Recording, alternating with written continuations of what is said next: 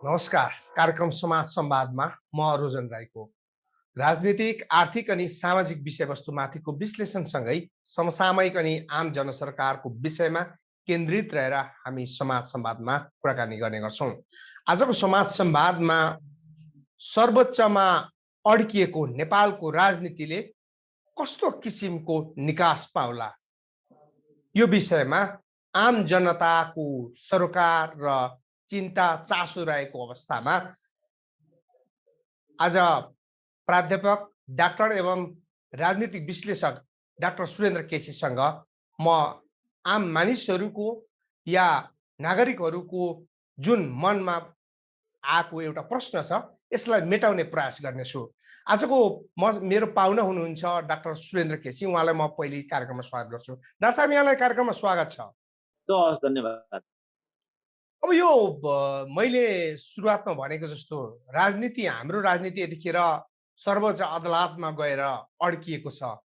यसले कस्तो किसिमको राजनीतिक निकास पाउला या सर्वोच्चको आदेशसँगै नेपालको राजनीतिले सरल बाटो पक्रेला कि नपक्रेला, यी तमाम जिज्ञासाहरू छन्। यसमा डाक्टर साहबको आफ्नो विश्लेषण र आम मानिसहरूको सोच कसरी यसलाई हेर्न सकिन्छ डाक्टर साहब? अब यो राजनीतिक विषय अदालतमा पुग्ने बित्तिकै यो दुईटा झगडियाहरू त्यहाँ जोडिने कुरा हुन्छ। अब झगडाबाट राजनीतिक समाधान आउँदैन। राजनीति त राजनीतिक रूपमा निरूपण गर्नुपर्ने विषय हो। अदालतले त तथ्य खोज्छ, प्रमाण खोज्छ, आवश्यकताको सिद्धान्त हेर्छ, संविधानका धारा उपधाराहरू केलाउँछ, कानुन नियमहरू हेर्छ, परम्परा पद्धतिहरू हेर्छ, अन्तर्राष्ट्रिय अभ्यासहरू हेर्छ। त्यो सम्पूर्ण कुरा हेर्नपट्टि लागेपछि त उसले आफ्नो प्रकारको व्याख्या गर्छ, आफ्नो तरिकाले निरूपण गर्छ। त्यहाँ आफ्ना स्वार्थहरूको अब चाहिँ त्यहाँ फेरि आफ्ना तर्कहरू राख्छन्, नजिरहरू तेर्स्याउँ, त्यसको चाहिँ नकारात्मक सकारात्मक के प्रभाव असर पर्छ त्यो कुरालाई देखाउँछ, त्यसले बनिहाल्छ। राजनीति भनेको जटिलतामा चाहिँ अड्काउने विषय होइन। राजनीति भनेको त गतिरोध पुर्याउने विषय हो। अब राजनीतिको निरूपण अदालतले गर्ने होइन। राजनीतिक मुद्दाहरू निरूपण गर्न भनेर हामीले तलब सुविधा दिएर त्यत्राहरू खुदा न खास्ता पालेर राख्ने गरेका छौँ।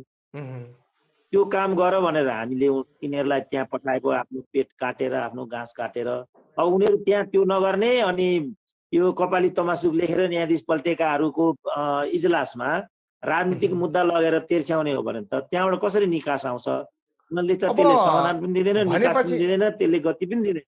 हामीले जुन किसिमले चाहिँ अब सर्वोच्चबाट फैसला त आउने भयो, एउटा संसद पुनर्स्थापना गर्ने र अर्को यसलाई चाहिँ मध्यवधि निर्वाचनमा जाने विषयमा। तर अब जुनै किसिमको निर्णय सर्वोच्चबाट आए पनि यसले सरल राजनीतिको बाटो चाहिँ पहिल्याउँछ भन्न सकिन्न। यहाँको आशय त्यस्तो बुझियो, सही हो डाक्टर साहब? कुरा होइन, दुईटा जम्मा हुने बित्तिकै हार्ने पक्ष जित्ने पक्ष चाहिँ आह्लादित, जित्नेमा ध्रुवीकृत भयो, त्यो पनि अदालत। अब यहाँ त विषय त अझ अप्ठ्यारो, तपाईँले देखिरहनु भएको छ। दुईटा झगडियाहरू गाउँमा झगडा गरे भने त्यो त चाहिँ अझ जान्छ। त्यसले एउटा पुस्तौनी दुश्मनीको त्यसले रूप लिन्छ। तपाईँले सुन्नुभयो हिजो तराईमा एउटा मेन पावरमा एउटा भाइ चाहिँ वैदेशिक रोजगारीमा छ, उहाँ भने जस्तो काम पाएन भनेर यहाँ बाबुले त्यो पठाउने मेन पावरको दलाललाई चाहिँ गोली हान्दिएछ।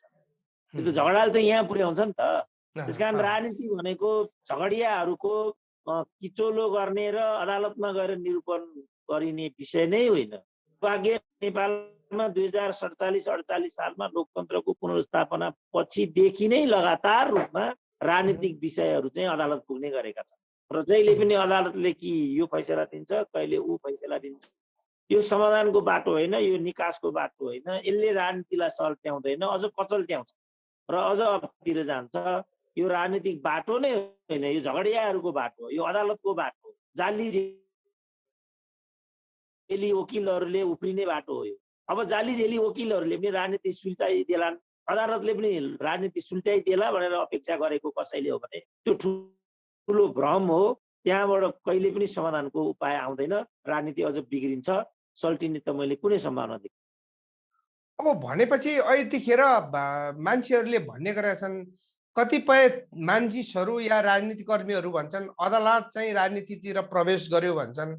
अब कतिपय भन्छन् राजनीति चाहिँ अदालतमा प्रवेश गर्यो भन्छन्। यो विषय चाहिँ खास के हो डाक्टर साहब? होइन, अदालती बाटो हुन्छ, अब राजनीतिको राजनीतिक बाटो हुन्छ। अदालतलाई राजनीति निरूपण गर्ने माध्यम बनाउनु नै गल्ती हो। अघि मैले भने हाम्रो देशमा पटक पटक राजनीतिक मुद्दाहरू अदालतमा पुगे, किनभने नेपालमा राजनीतिक कर्मीहरू राजनीतिज्ञ छैनन्, एक खालका व्यवसायिक जस्ता छन्। जसरी अरूले एउटा उद्योग, फलामको उद्योग, चाउचाउको उद्योग, माछाको उद्योग भने जस्तो यिनीहरूले राजनीतिक एउटा उद्योग मात्रै चलाएको हुनाले, जसरी एउटा उद्यमीले दस दुनियाँ गरेर मुनाफा आर्जन गर्ने, मिसावट गर्ने, मिलावट गर्ने, कालोबजारी गर्ने, तस्करी गर्ने गर्छ, राजनीतिमा पनि यही कुरा गर्छ। त्यो भएको हुनाले आजको अवस्था आएको छ। मुख्य कुरा चाहिँ के हो भनेदेखि राजनीतिलाई अदालतमा पुर्याउने नै होइन, राजनीति त्यो राजनीतिको लागि त प्रतिनिधि सभा छ नि, अझ माथिल्लो सभा पनि छ, राष्ट्रपतिलाई त्यहाँ राखी छोडेको छ हामीले। राजनीति निरूपण गर्ने र राजनीतिले हिँड्ने बाटो त यो हो नि त। राजनीतिको बाटो कहाँ रामसापको हो? राजनीतिको बाटो त बानेश्वरको हो त, सिकन्दराबादको हो त। त्यतिले नपुगेर हामीले माथि शीतल निवास राखेको छ। तर अब यो शीतल तिनवटा निवास हाम्रो कार्यपालिका छ। यहाँले भन्नुभएको जस्तो राजनीतिलाई केही ट्र्याकमा ल्याउँदै त्यसलाई अभिभावकीय भूमिका निर्वाह गर्दै त्यसलाई ठिक ठाउँमा राख्नको लागि हामीले परिकल्पना गरेको शीतल निवास या राजनीतिको त्यो शीर्षस्थ ठाउँ, मुलुकको सर्वोच्च पद, त्यो पनि दुरुपयोग भयो। यो व्यक्ति विशेषको चाहना र भावनामा मात्रै केन्द्रित भयो। यसले आफ्नो जुन गरिमा र मर्यादा कायम गर्न सकेन भन्ने किसिमका आवाजहरू पनि आउन थाले र त्यस्तो किसिमको दलहरूले नै महसुस गर्न थाले नि त डाक्टर साहब। थाले त त्यो पनि त हामीले गरेको होइन, राजनीतिले नै गरेको होइन, त्यो अदालतले गरेको होइन, मिडियाले गरेको होइन, बौद्धिकले गरेको होइन। त्यसकारण हामीले हिजोदेखि के भनेको भने राइट मेन राइट प्लेस गर न, उपयुक्त व्यक्ति उपयुक्त स्थान गर, अनुपयुक्त व्यक्ति अनुपयुक्त स्थान भयो भने त त्यस्तै हुन्छ त बाबु। राष्ट्रपति हुन लायक व्यक्तिलाई राष्ट्रपति बनाएन, त्यहाँबाट तपाईँले वाञ्छित भूमिकाको अपेक्षा गर्न सक्नुहुन्छ। तपाईँले बाटामा हिँड्दै गरेको मान्छेलाई मन्त्री बनाउनुहुन्छ, अनि अर्कोलाई लगेर तपाईँ राष्ट्रपति बनाउनुहुन्छ, मेन पावरको दलाललाई लगेर राजदूत बनाउनुहुन्छ, अनि परिणाम आएन भन्नुहुन्छ। कसरी परिणाम आउँछ ल भन्नु त? तपाईँ पत्रकार हो भने, तपाईँ सम्पादक हो भने, त्यो अनुभवै नभएको, त्यो ज्ञानै नभएको व्यक्तिलाई त्यहाँ लग्यो भने तपाईँले के गर्नुहुन्छ ल मलाई भनिदिनु त। जस्तो तपाईँ पत्रकार हुनुहुन्छ, तपाईँलाई अब सेनाको जर्नेल बनायो, अब कसरी गोली चलाउनुहुन्छ ल भन्नु त मलाई, उपाय बताउनु त। त्यो गर्न सक्नुहुन्छ तपाईँ? त्यो सेनामा जाने आफ्ना तरिकाहरू छन्, तालिमहरू हुन्छ, शिक्षा हुन्छ, अरू कुराहरू हुन्छन्। कसरी आफ्नो जवानलाई कन्ट्रोल गर्नुहुन्छ? राजनीति पनि त्यही हो, ठुल्ठुला पदको कुरा पनि त्यही हो। नेपालमा हामीले त्यो गरिमालाई बिर्स्यौँ, त्यो गरिमालाई हामीले भुल्यौँ। अब परिणाम भोग्नुपर्छ, तपाईँले भोग्नुहोस्। अनि रुँदै अदालतमा जान्छन् यिनीहरू।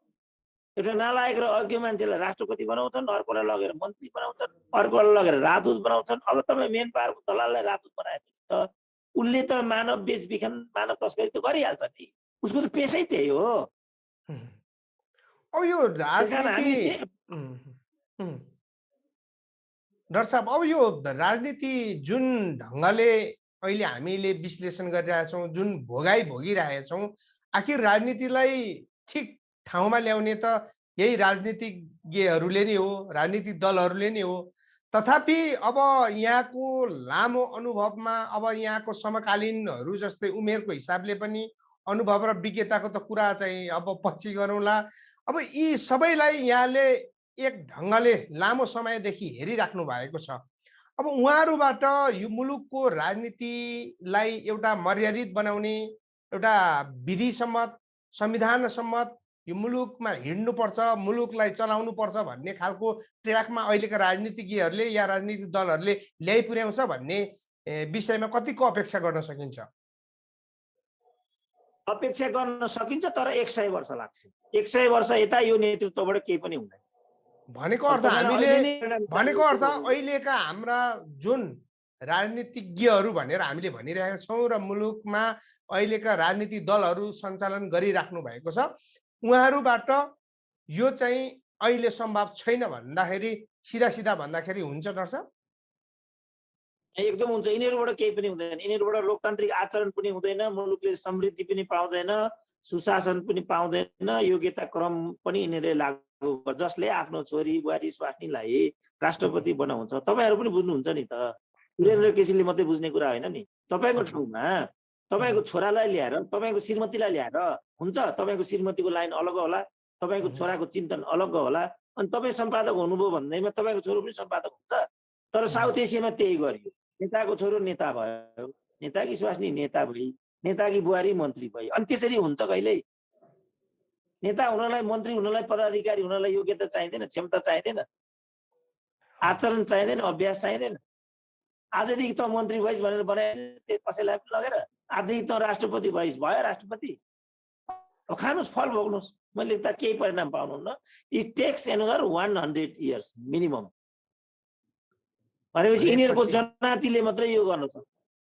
भनेपछि आजको दिनमा जस्तै हामीले अपेक्षा गर्ने भोलि त केही होला, आज जे जस्तो बित्यो भोलि राम्रो हुन्छ भन्ने आशामा बाँच्ने हो मान्छे मान्छे भन्ने जात। तर 100 वर्ष भनेको चान्चुने समय होइन।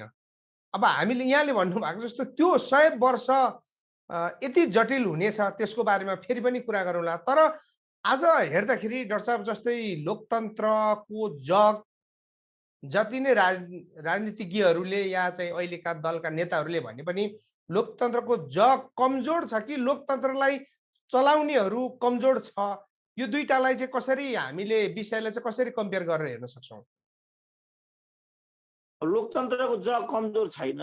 लोकतन्त्रको जग कमजोर छ भने हामीले बलियो बनाए भयो नि त। त्यसको लागि हामीले प्रतिनिधि पालेको, त्यसको लागि हामीले व्यवस्थापिका, न्यायपालिका, कार्यपालिका तीनटा अङ्गहरू बनाएका, नियन्त्रण र सन्तुलनको सिद्धान्त, त्यसका लागि संसारकै सबभन्दा ठुलो संविधान सभा मार्फत हामीले संविधान बनायौँ।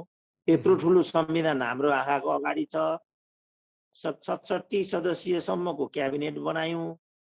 अनि हामी आचरण गर्दैनौँ भने लोकतन्त्रलाई दोष दिएर हुन्छ त? हामीले निरङ्कुश तन्त्र पनि भोग्यौँ, जानीय शासन पनि भोग्यौँ, कम्युनिस्टको 2/3 पनि हेरिराखेका छौँ। त्यसकारण यो प्रणालीको समस्या हो, यो आचरण र संस्कारको समस्या हो। जबसम्म आचरण र संस्कार सही हुँदैन, राइट मेन राइट प्लेस हुँदैन, रिवार्ड एन्ड पनिसमेन्ट हुँदैन, तबसम्म तपाईँ परिणामको आशा नहुनुहोस्। गल्ती गरेपछि त दण्डित हुनुपर्छ नि। तपाईँले देख्नुभयो यो भाडा प्रकरणमा, कोठा भाडा प्रकरणमा मन्त्री नै राष्ट्रिय झण्डा हल्लाएर अभियुक्तलाई छुटाउन सरासर प्रहरी कार्यालयमा गयो। यो मन्त्रीले गर्ने काम हो यो? अब यस्तो हरकत गर्ने मान्छे दण्डित हुन्छ नेपालमा, उनी त प्रधानमन्त्री हुन्छन्।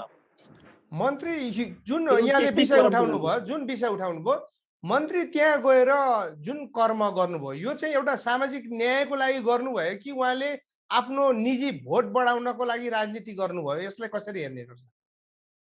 सामाजिक न्याय कसरी भयो त? रूपा सुनारले पाउनुपर्छ सामाजिक न्यायको हिसाबले हेर्ने हो भने त उनलाई वञ्चित गर्नेलाई छुटाउन उनी त्यहाँ पुगिराखेका छन्।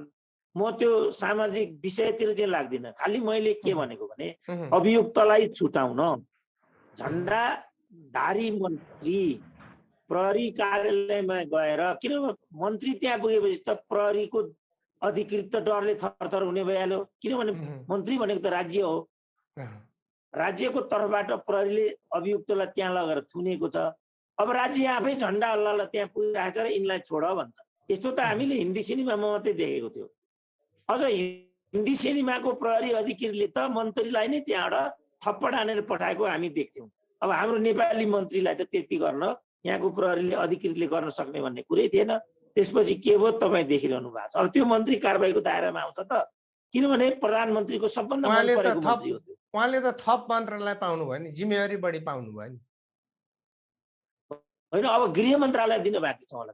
चाँडै उहाँले गृह मन्त्रालय पाउनुहुन्छ र तपाईँको कार्यालयमा उहाँले छापा हान्नुहुन्छ। सुरेन्द्र केसीको अन्तर्वार्ता लिने तँलाई जागिर खाने मन छैन भन्न मात्रै बाँकी छ, अब अरू सबै भन्छ। त यो यो सिस्टमको समस्या हो कि यहाँले भनिराख्नु भएको कुरा यहाँ र मलाई नै मात्रै चाहिँ हामी पात्र नबनिएको होला, तर यस्ता किसिमका घटनाहरू घटेका छैनन् र राज्य यसरी लागेको छैन भन्न नसक्ने ठाउँहरू थुप्रै छन्। तर अब यसलाई नियमन गर्ने निकायहरू पनि प्रभावित छन् भन्ने, तर यो सँगै यस्ता कुराहरूबाट अलिक राज्य पनि तर्सिनुपर्ने, सजग हुनुपर्ने, अन्ततगोत नागरिक समाज या जनताहरू नै हुन्। जनता पनि यतिखेर हामीले चाहिँ जसरी यो नियति भोगिरहेका छौँ त्यसैको मुख दर्शक र रमिते मात्रै भइराखेर बसेको छ। जनताको छुट्टै भूमिका हुन्छ कि हुँदैन डाक्टर साहब? जनताले कुटो कोदालो गर्ने कि अनि कृष्ण गोपालको झन्डा च्यात्ने त जनताले? उसले कसरी भ्याक्सिन एउटा पाउने, छोराछोरीको विवाहको पढाइको बन्दोबस्त कसरी गर्ने, ऊ यहाँ छ। निमुखा जनतालाई यहाँ हामी नलतारौँ न। ऊ त जनताले त लोकतन्त्र ल्याइदिने हो, नेतृत्वलाई संरक्षण दिने, सेल्टर दिने हो, जुलुसमा बाहिर आइदिने हो। 17,000 जनता जो मरे ती जनता भनेका ती नै हुन्। कुनै नेता मर्या छ त यो जनयुद्धमा, यो आन्दोलनमा? तपाईँले सुन्नु भएको छ? अपवाद एउटा दोडा होला आकल झुकल मरेका। जनताले त गर्ने काम गरिहाल्यो। त्यसपछि जनताले के गर्यो? हाम्रो वारिसको रूपमा काम गर भनेर प्रतिनिधि बनाएर त्यहाँ पठायो। त्यसपछि जनताले के गर्छ? कर तिरेर तलब भत्ता दिएर उनीहरूलाई पोस्छ। मन्त्री क्वार्टर बनाइदिएको छ, बालुवाटार बनाइदिएको छ, अनि सबै तपाईँले जनता गरिदिनु पर्ने? तपाईँ जनता के तपाईँ नोकर हो? मैले भन्नु खोजेको यहाँले भन्नुभएको कुरा ठिक छ। आज असारको समय जनता कोदालो कुटो बोकेर चाहिँ खेतमा गएर यतिखेर धान रोपाइ गर्नुपर्ने, कृषि गर्नुपर्ने समय हो। तर उनीहरूले पनि कुनै समय यस्तो जजमेन्ट गर्नुपर्ने आउँछ। आम निर्वाचन या निर्वाचन जनप्रतिनिधिहरू घर दैलोमा गएको बेलामा र यतिखेर जुन अहिले हामीले भन्यौँ नि एउटा आलोचित पात्र चाहिँ जुन अहिले कृष्ण गोपाल श्रेष्ठ जुन मन्त्रीले गर्यो, यत्रो आलोचना भएको छ। फेरि भोलि दुर्भाग्य के हुन्छ भने उनीहरूले चुनाव चाहिँ या निर्वाचन जितेर फेरि आउने दिन पनि हुन्छ नि त। त्यो बेलामा जनताको विवेकमाथि हामीले प्रश्न गर्ने कि नगर्ने? गरेको छ त बाबु। माओवादीले जनयुद्ध लडेर आएका हौँ भन्ने, हाम्रो त्याग बलिदान भयो, हामीले बढी दुःख पायौँ, न्याय गर जनता हो भने हामीले पहिलो संविधान सभामा माओवादीलाई, काङ्ग्रेस एमालेलाई 35 स्थानमा विजय बनाऊ, माओवादीलाई 120 स्थानमा विजयी बनायो नि पहिलो संविधान सभामा। तपाईँले सम्झिनु भएको छ नि त। जनजातिहरूले पनि हामी माथि उत्पीडन भयो, हामीलाई राज्यले भेदभाव गर्यो, हाम्रा प्रतिनिधिहरू त्यहाँ नपुगेको हुनाले, आवाज दिन पाएनौँ भनेको हुनाले जनजातिहरूका प्रतिनिधिलाई पनि भोट हालियो। 118 प्रथम संविधान सभामा जनजातिका छोरा हाउसमा पुगे। मधेसीले पनि यही कुरा भने, 52 स्थानमा विजयी बनाए। महिलाले पनि यही कुरा भने, 33% महिलाहरूलाई हामीले त्यहाँ पुर्यायौँ, जनताले त्यहाँ पुर्याए। तर सबैले त्यो भूमिका गलत गरे। जनजातिले पनि गलत गर्यो, मधेसीले पनि गलत गर्यो, माओवादीले पनि गलत गर्यो, महिलाले पनि गलत गर्यो। जनताले दोस्रो संविधान सभामा जम्मैलाई दण्डित गराए। 118 बाट जनजातिलाई 82 स्थानमा झारे बाबु, 52 बाट मधेसीलाई 11 मा झारे, 120 बाट माओवादीलाई 28 मा झारे। अब जनताले के गर्नु पर्यो? यहाँ जनताले न्याय पनि गर्छ, जनताले दण्ड पनि गर्छ। अब हामी गलत गर्छौँ, त्यो जनताले के गर्ने ल? मलाई हुन्छ डाक्टर साहब, जनताले त गरिरहेछ। हजुर, यहाँको महत्त्वपूर्ण समय र विचारको लागि हजुर डाक्टर साहब, यहाँको महत्त्वपूर्ण समय र विचारको लागि यहाँलाई धेरै धेरै धन्यवाद दिन्छु। आज हामीले अलिक कठिन परिस्थितिमा यो संवाद गऱ्यौँ। यहाँसँग मैले एकदमै भेटेर यो चाहिँ अहिलेको कोभिडको चाहिँ समस्याको कारण हामीले चाहिँ डाक्टर साहबको विचार जे जति हामीले चाहिँ सङ्कलन गर्न सक्यौँ र जनता समक्ष पुर्याउन सक्यौँ, अब यसलाई नै महत्त्वपूर्ण ठान्दै, तर फेरि पनि डाक्टर साहबसँग अलिकति अनुकूल वातावरण र समय हुँदाखेरि चाहिँ फेरि जोडिएर अलिक मजाले नै विश्लेषण र छलफल गर्न चाहन्छु। डाक्टर साहबलाई धेरै धेरै धन्यवाद। ल, सब मसँग सरी, मलाई पनि समयको एकदमै मलाई बन्धन छ। विश्वभरिका साथीहरू मसँग रिसाइराखेका छन्। जुमले गर्दा धेरै समय जाने हुनाले मैले नो भन्नु परेको छ। जापानबाट, टर्कीबाट, युएसबाट, संसारभरिका पत्रकार साथीहरूले मलाई सम्झिन्छन्। अब के गर्ने, मेरो पनि बाध्यता छ। प्रविधिको कठिनाइहरू पनि छन्, अरू कुराहरू पनि छन्। त्यसको अतिरिक्त थोरै हामीले कुरा गऱ्यौँ। यसलाई तपाईँले सम्प्रेषण गर्नुभयो भने हामी फेरि एकपल्ट जोडिएको भन्ने हुन्छ। भविष्यमा त हामी छँदैछौँ, कुरा गरौँला न है त। नमस्ते। हस् डाक्टर साहब, नमस्ते। आदरणीय दर्शकबिन, आजको समाज संवादको समय यही सकिन्छ। म लगायत सम्पूर्ण युनिटलाई बिदा दिनुहोस्। नमस्कार।